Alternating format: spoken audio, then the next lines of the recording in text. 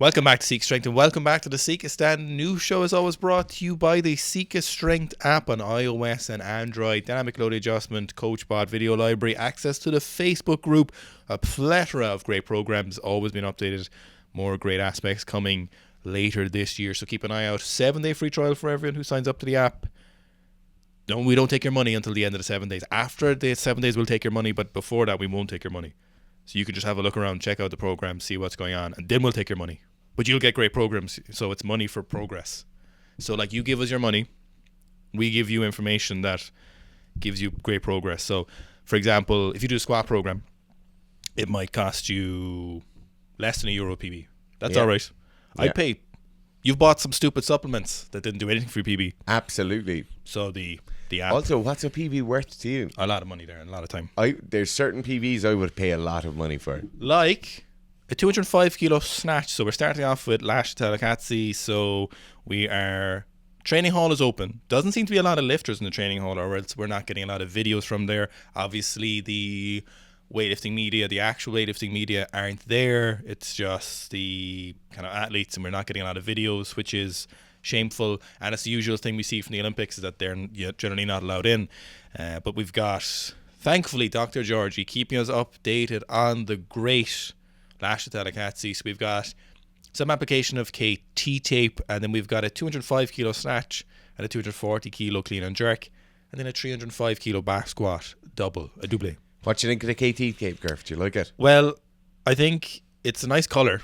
It is lovely. Blue is nice, and I think that's about as much as KT tape is doing for Lasha. So KT tape, historically speaking, or generally speaking, kinesiology tape is there to increase afferent nerve signal feedback. So basically give you more of an idea for where your body is in space. So in this case, if we put it on the knee, you'll get a bit more stretching of that tape as the knee bends. Your body then gets an extra feedback signal figuring out where that joint is sitting or the angle that joint is sitting at. Now, it can be used in many contexts. In this case, it would be like a performance-enhancing context. You can also use it in a injury rehabilitation context. I know there's even some stuff for lymphatic drainage where KT tape is used. But generally speaking, athletes like using KT tape because it feels a bit nicer. Maybe it gives them that bit of extra confidence, but it's really not kind of biomechanically supporting a joint. It's not giving you any elastic feedback or charging some extra energy into it. It really does just give you some additional sensory feedback on where your body's sitting in space. Now, more importantly, the 205 snatch looks very, very good. It looks less than an opener for me, maybe close to an opener, maybe 205, maybe 208, something like that, depending on Lasha's recent form. And then the 240, kind of hard to tell much about this 240. So Lasha has a really great ability to make kind of 240 to 260 look pretty similar. You know, it's a reasonably small percentage jump from those for him because he's an absolute monster, the Georgian giant. So 205 snatch looks fantastic. Really happy at how it's looking. And then the 240 clean and jerk, again, doesn't tell us a whole lot. Obviously, it tells us he's in a minimum standard. 305 squat, we never see Lasha squatting very heavy. We've seen him, I think the most we've ever seen Lasha do is something like 330 for a set of 3 in the back squat ever in a training hall, as in just any training he's ever been in. We know he doesn't squat super heavy, and we know he doesn't squat heavy the weeks of the comp, and we've seen a lot of pre-comps from him. So that, again, that 305, it's hard to tell if it feels easy or not for him because his tempo is so smooth at whatever weight he's squatting. So we're kind of left wondering here what's going to happen. The snatch looks reassuring, it looks sharp. You might remember from previous competitions, he would have always done a very, very big total. You know, he'd hit some massive training hall totals over years. In Tokyo, he snatched 223 in competition, and then there's this 220 snatch that he did in Tokyo, which is just ludicrous how easy it was. He's not in that shape, and we know that, and it's not a big problem for anyone, but it is interesting. He'll probably have a bigger total soon, maybe, depending on when this was videoed. So when we're recording this, he's going to be competing in 8 days' time, so we might see one more total, but I don't think we're going to see anything crazy in the training hall total from him. So it will be kind of left to the platform what he's going to do on the actual competition platform. I will say that 205 is up there with some of the best 200 kilo plus snatches he's done. I would have agreed with you. Yeah. Until I went snooping. Oh. And then I saw the 220 he did in the Tokyo training hall. Oh, well, yeah. And then you're going to be like, Yes. you're going to be like, oh, hang on. Actually, we're going to take a quick look at that. It definitely looks very good, though. It looks very smooth. Oh, well, it's a 205 kilo snatch. Like, of course, it looks fantastic. He had a bit of a tendency for a bit more egregious hip usage at the top of that extension. I think that's gotten better in the last kind of 2 or 3 years. Now, I've no doubt that this 220 from Tokyo is going to be absolutely gorgeous. I was doing a snatch video on him, and I was reviewing some of the footage, and then... Good Lord. We didn't even appreciate at the time how crazy it was that Lasha was just doing 220 in the training hall. So this was from Tokyo 3 years ago. There's Anton. Oh, yeah. See? Oh, goodness gracious. Because Lasha's so good now with the 205 and 240. Then you go back and look at when he's his best. You're like, oh, wait a minute. He really is the GOAT, isn't he? Hold on a second, the Rooney. So here's this 220 again. Oh, stop. Look, we're not here to talk about the 220. He also did this set of 160... no contact, no foot snatches, which we'd never seen him do before, or at least we'd never seen a video of it, and the 170 kilo push press plus split jerk kind of complex. I actually think no contact is something that he could definitely get a lot of use out of. Like really utilizing those big long legs, putting a lot of speed into the bar, focusing on that, developing that acceleration a small bit earlier in the pull. I definitely think that's something that would be extremely useful for him. Looking at the 220, just as I think about this now, I definitely believe Lasha snatched 230 in training. Yes. Does that make you look like? There's no way he's done that 220. No way. And hasn't done 230. No. Let's watch one more time. Let's just watch that 220 again for 1 second. God. Everyone just... I didn't think this is where today's news show is going to go. Everyone calm down for a second. This is impromptu, but this 220 is crazy. Fucking hell. Oh my God. He definitely did 230. Now moving on, we've got Carlos. So we have seen a lot of those athletes aren't in the training hall yet, or they don't seem to be posting much footage. Obviously there's a lot less weightlifters in this year's Olympics. Something like, is it 100 weightlifters or 110 or something similar? So very low numbers of lifters. We saw Carlos chose not to come into the training hall just yet. He's staying in this kind of French chateau in the countryside, and he's training in this little boutique weightlifting club. And we have this 160 kilo power snatch. Now, Carlos probably won't show us his heavier session, at least not until the Olympics are over, which I'll look forward to seeing. So this 160 kilo power snatch in this training hall or this little training club. He said he wanted to take a break from the big event. He said he's done so many competitions this year. Well, that was the reason he was giving, and that he just wants a bit of a psychological and kind of a physiological break from that. So if you're not in that crazy environment, you know, your nerves are going to be up. You're going to be really hyped up. You're going to be like, holy shit, I'm at the Olympics. It's his first Olympics. He's still only 19. You know, he's a lot of learning to do in terms of competition experience, no matter how good he is. And so probably a wise decision just to give him a little bit of a break in the smaller, little friendly environment before he goes to the big time. Imagine if this is your local weightlifting club. Like, obviously they're successful, a lot of trophies on the wall and stuff. They have a lot of lifters. But imagine this is your local club and you show up to training on Monday. And they're like, oh, lads, there's just somebody training here now for the week. Don't make it weird. Don't stare at him. Don't go up and talk to him. Just watch him lifting. I assume everyone knew he was coming as soon as possible. Yeah. Does anyone know the weightlifting club he's at? Has anyone figured it out? Surely there's definitely some French weightlifters who watch this, so surely you guys know where that is. I'm also going to say it now, Gareth. I know you and Carlos's technique have been at odds over the years, but I really like this 160. I love how aggressive it is. No, this is just... No, you can't make me like this 160, and I don't want to like it, and no one can make me do something I don't want to do. And this 160 is one of those things. Like, physically, I massively appreciate a 160 power snatch at any weight, but even an 89. But technically, this is... if I were you, then you'd be you, and I'd use your body to get to the top. He's not Jim Carrey, but he's making a fool of those snatches.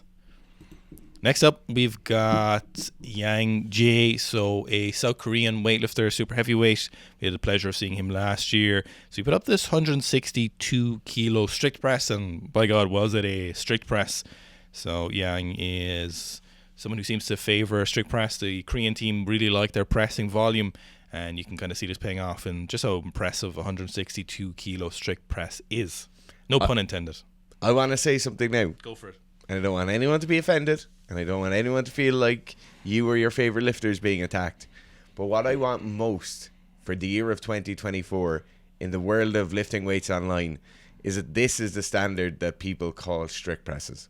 There's none of this floating the bar out when it's kind of underneath your nose and a little bit of a dip down, or barbell dips down before you press it, or maybe you lean back slightly, or maybe you kick your wrist forward a lot. this is what a strict press should be. This is bloody gorgeous. He also did a 260 kilo pause double bounce front squat. So obviously 260 kilo, any kind of squat is very impressive. 260 kilo front squat is very impressive. But to be casually toying with a 260 kilo front squat variation is very, very, very impressive. You'll see the South Korean team are very good squatters all around. There's no one on the team who isn't a good squatter. You know, kind of makes me think of like Park Hee-young, who she had the 270 kilo high bar back squat last year, the year before. You know, they're all very accomplished squatters and very accomplished technical squatters as well, which is one of my favorite things about them. I don't know if it's because the camera is moving up and down, but it seems unnaturally fast. It doesn't make sense. Look, the camera, like the frame of the squat moves, it just doesn't make sense to me. I suppose it is a 260 kilo front squat that's moving very easy, so it's hard to appreciate how impressive that is. Not many people can do that when you think about it. No. Now, sticking with the South Korean weightlifting team, we have Lee Sang-yong. So Lee is squatting 240 kilos for a triple here. He's a 73 kilo lifter. We saw him move up to that 73 kilo class. A bit too late. Too late, some might say. But definitely what stands out to me here on these back squats is obviously 240 is a weight he's been squatting for a while. But on these back squats, it definitely looks deeper than usual. Not that he wasn't squatting deep before, but it does look like these squats are noticeably deeper, and that's probably coming from that increased confidence from the weight class. He's stronger, he's got more muscle mass, got some extra calories. He feels just probably a bit better all around, so he can bottom out that squat a little bit better.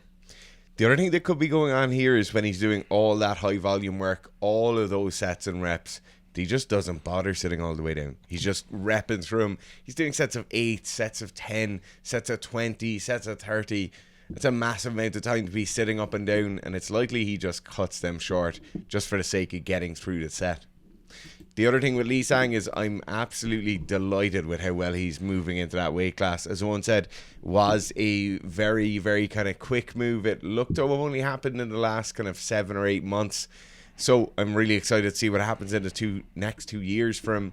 Obviously, he has definitely got the scope to be going for another quad, so we can just hope that he stays in good shape. Next up, we've got Jan Djuris. So I think that's how you say it. Someone gave a phonetic explanation of saying his second name, the Czech second name. But as you might be surprised to hear, we are not fluent in Czech, so it is, I know, shocking, I know, but it is, we do our speak for your cell phone. We do our best. So Jan is deadlifting 440 kilos for a PB. You might remember him doing, say, that 505 kilo trap bar deadlift, but this 440 conventional is a PB for him. This brings up something for me. So firstly, it's a great looking deadlift, right? But the problem with deadlifting is we have certain rules set in IPF, a certain rule set in a massive amount of standard, what you call standard powerlifting federations. Then you have what the strongmen do, and we have a few other ones where maybe sumo is allowed or sumo isn't allowed. Now, in this case, there's probably 2 things that will come to mind. The first thing is if the barbell stops on the way up, so if that barbell stops moving at any point. And the second thing is the use of a hitch or hitching the barbell. In my opinion, once the barbell leaves the floor and you finish it with it at your hips, and there's no kind of extra dropping down of the barbell during that pull, in my opinion, it's grand. I really think we should just have a more simplified, standardized list of rules, so every federation can kind of look across each other's records without having this extra thing of, oh, they're a bit more strict than these, or their squats are deeper than those. Now, for this, he's obviously a strongman, so there is hitching is allowed, but in my opinion, it should just be allowed anyway. Just hitch away, man. Look, hitch away, man of a. Next up, we've got Hafthor Bjornsson. So he's squatting 325 kilos for a set of 8 paused reps. And behind him, it might be hard to see, but Australian strength coach is spotting him. So Hafthor is on a big role in the strength training portion of strongman and the strongman itself. So he's doing some competitions. There's the Shaw Classic. I think that's in September or October.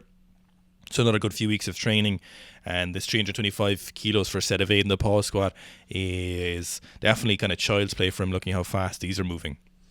Yeah, and obviously Thor at the moment is talking about a 500 kilo plus squat and a 500 kilo plus deadlift in the same day. So 325 is quite low, relatively speaking, which just saying those words out loud is pretty mental. But these look very, very fast and very, very secure. Thor has a somewhat standard kind of squat setup. His stance is quite wide, but for most powerlifters that is pretty normal.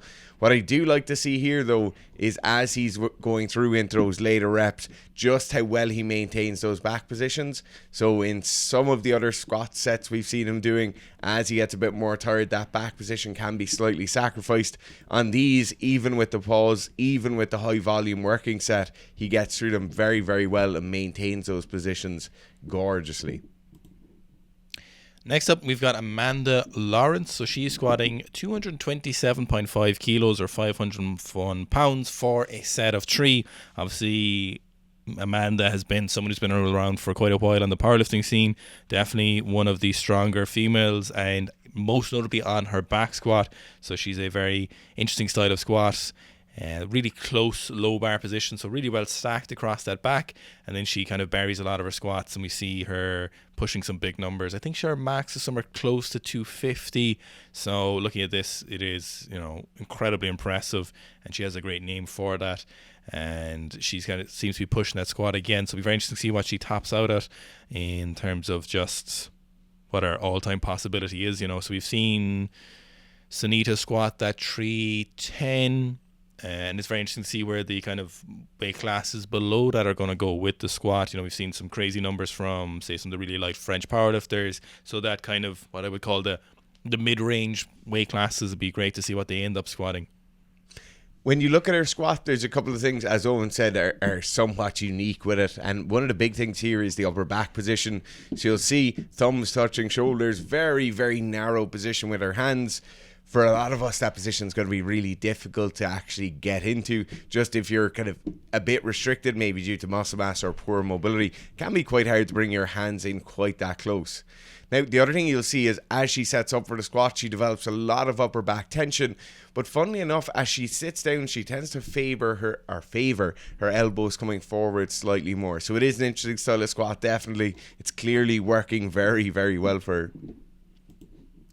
Next up, we've got Dave, also known as SirDave __. So Dave is a very accomplished all-round powerlifter, and my favorite thing about this is he's squatting 385 kilos here, and when you're watching Dave squatting, you're always like, oh, he's going to squat this high, and then it just keeps going and going until he's, from my opinion, looks very well below parallel. So his squats always look super deep for competition.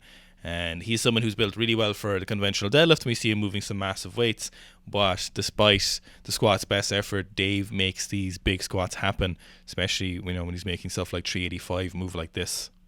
It is funny, isn't it? The bottom position of the squat there. You see him looking at the ground, obviously getting some visual feedback from it. But that bottom position, he's almost waiting for the bottom to go up to him. Yeah. Like he's barely moving during that last portion.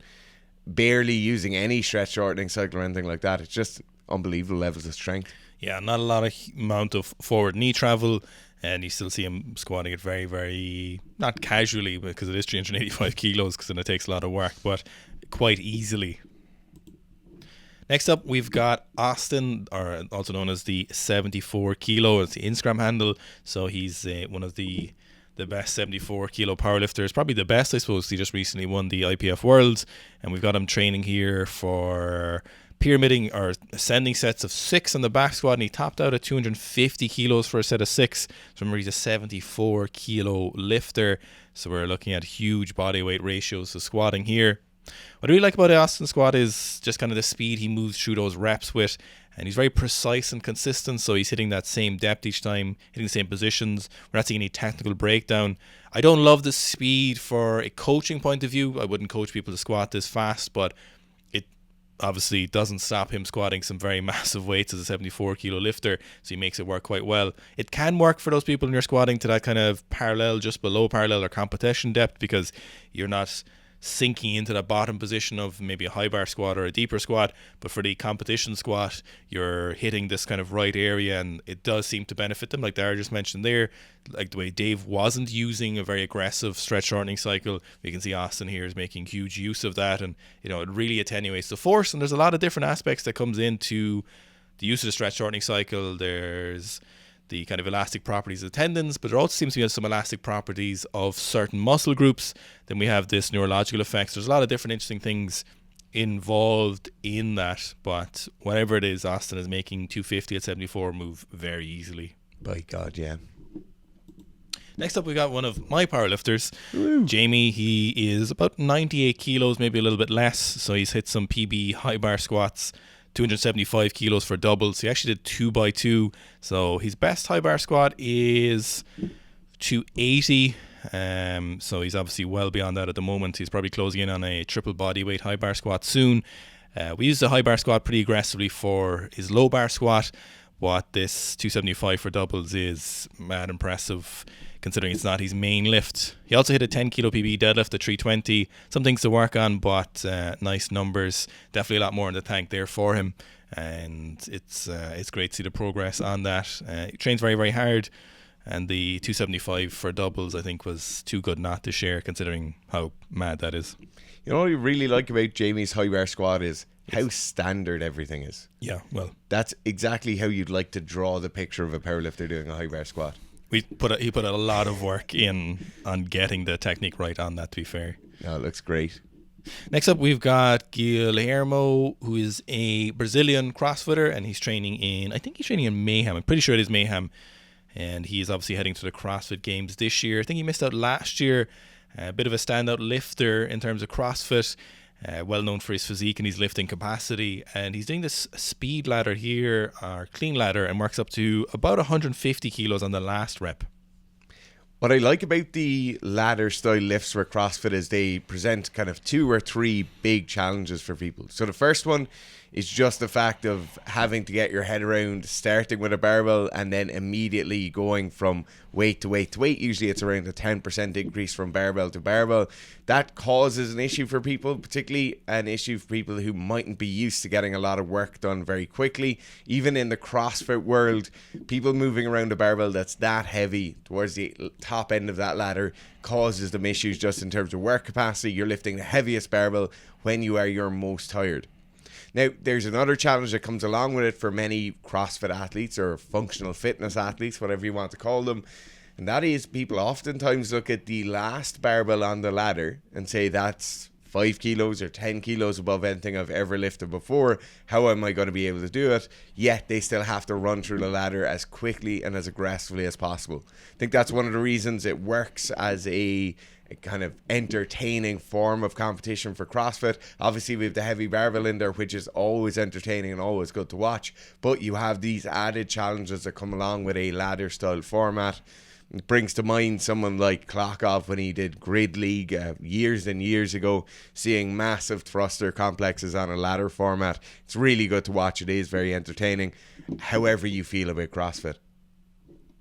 Now, moving on, we've got some of the Olympics, some good stuff, some interesting stuff. We won't touch on all of the stuff, but one of the things here was the repeat medaling back-to-back Olympic champions from Paul O'Donovan and Fintan McCarthy in the rowing. So that was a bit of a big hit with the country a couple of years ago when the lads hit that, and they kind of turned into some sports superstars. It's great to see them doing very, very well again. And we had a couple other medals from different sports like swimming and boxing, and it'll be great to see how the rest of the games go for a lot of these athletes. So next up, we'll just take a listen to this. It is one of the Australian athletes, and there's been a lot of talk about the issues going on with the organisation of the Olympics.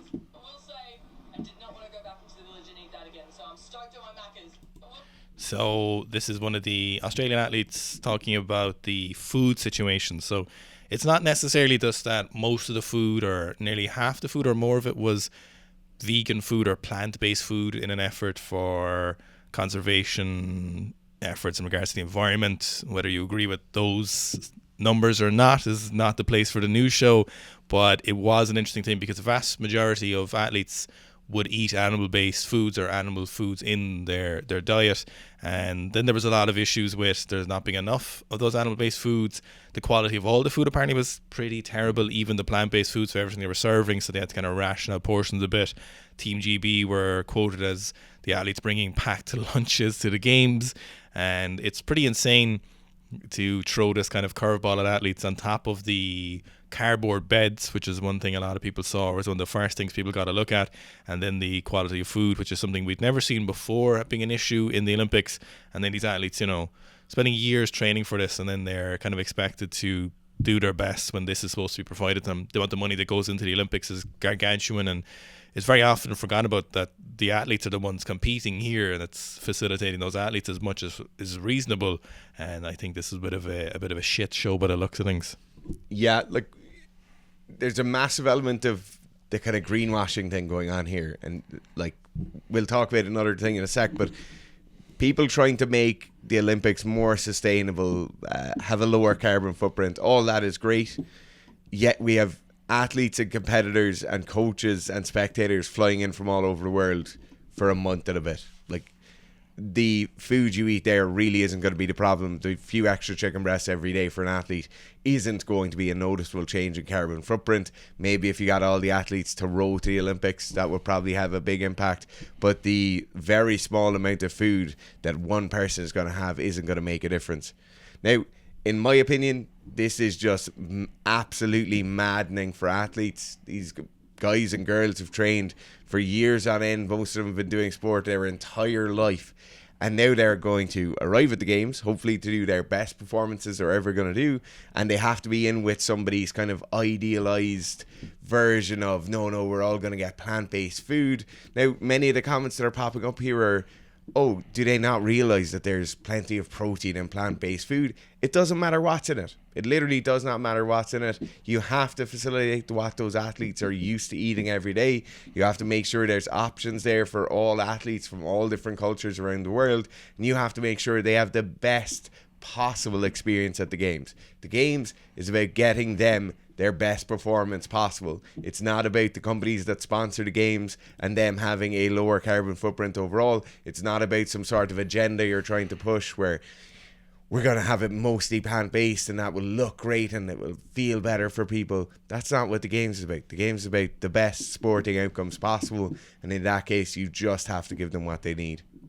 Apparently a lot of the food again was just bad all around, even including the plant-based food.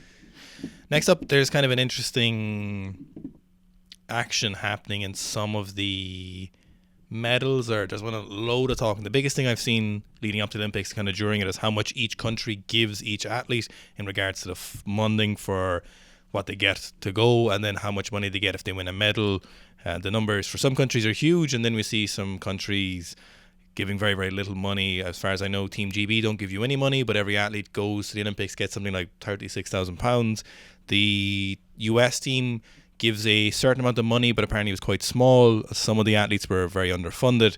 And Flava Flav from Public Enemy is supporting the US women's water polo team. Apparently he had no affiliation with water polo before that or any major interest, but it seems that at some point he just became aware that they had very little funding and has now basically funded them to the Olympics, which is a really interesting act of philanthropy, especially from one half of Public Enemy.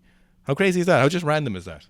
Yeah, the randomness is so funny. Someone saying here that it wasn't on their Olympics bingo sheet. They definitely don't think it was. This brings up a really interesting point. Sport in the USA is absolutely gigantic. You have some of the biggest sporting franchises in the world, in history, operating in your country at the moment, and you have amazing athletes. But unfortunately, sport in the US, like everything else in the US, is fully capitalist. There's no real national governing bodies that provide support or provide reasonable stipends or reasonable amounts of money in terms of prize money. You look at other countries that are at a far lower level developmentally, far lower GDPs than what the US have, and you have athletes who have very good living wages, a kind of lifelong plan in terms of getting them into the systems early, training them, getting them an education as they're going through it, providing them with a wage during their athletic career, and then making sure they have a pathway out of sports afterwards. These are countries who have not a fraction of what the US have available to them, yet US athletes are forced to go and get sponsorships, to be trying to shill protein powders on their Instagrams. That really shouldn't be happening. We understand why it happens, but if countries with far less money, with far less amounts of people involved, less talented athletes involved, can bring athletes to competition, support them well, give them good careers, why can somebody as powerful and as large as the US not do the same? We had Shannon Sharp, who is a former American football player, and he's kind of turned media personality, is giving them, or has promised money for certain athletes in track and field if they win gold medals, that they'll basically double their prize money that they would get. A couple of people like Noah Lyles there, or Sha'Carri Richardson, a few other athletes there, where they're talking about that if they win gold, they'll give them this much money, and then for any Olympic athlete who breaks a world record, they're going to give them $50,000. It's interesting if they'll actually follow through on that, if that's actually something that will happen. Due to the fact that his co-host had $50,000 in cash in his office, Yeah. I feel like they probably will follow through on it. I hope they do. I really hope they do. One thing they might have considered is how many medals the USA win every Olympics. I think it seems specific to those athletes they're naming, but then they were saying the world records, so there's not going to be money in world records broken, I assume. If they're trying out money like that, I assume they can afford to break one or two world records. Just in that case as well, a lot of people aren't aware of how much money athletes get in different countries or in the world for bronze, silver and gold medals. Might be coming from their federation, might be coming from their government, but you're talking about hundreds of thousands of US dollar equivalent for bronze medals, silver medals and gold medals at competitions. And these aren't necessarily the kind of Abu Dhabi or Qatar or Dubai. Obviously they give away massive amounts of money. They're incredibly wealthy countries, but countries that are much worse off still give away huge prize pots to their athletes if they do medal at the Olympics. I suppose the thing from the Olympics is, from the US point of view, is that they get so many medals, they're probably just like, surely they can still afford it then. So next up, we've got a clip of Lawrence Armstrong on Peter Attia's podcast, and he talks about maintaining 500 watts for 30 minutes on the bike. So this was in 1999. Power was in 98. I remember what it was in 99. How many kilometers is Madone? It's what's about 30 minutes. What did you average for 30 minutes in 99? 500 watts.